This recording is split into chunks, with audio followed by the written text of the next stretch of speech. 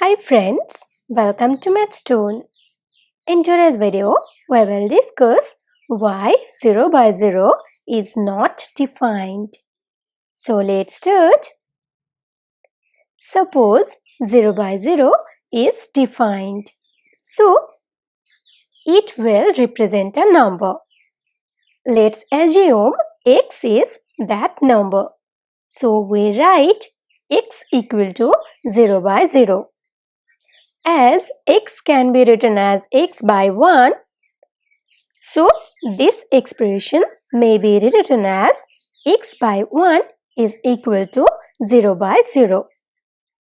Now cross multiplying we get x times 0 is equal to 0 times 1. Now as 0 times 1 is equal to 0, so we have x times 0 is equal to 0. Now this equation has infinite number of solutions. Observe that if we replace x with any number, then this equation is satisfied. As for example, if we replace x with 1, then this equation is satisfied. Again, if we replace x with minus 1, then also this equation is satisfied. So we are getting many values of x. Thus, x is not unique. As x represents 0 by 0, so 0 by 0 is also not unique.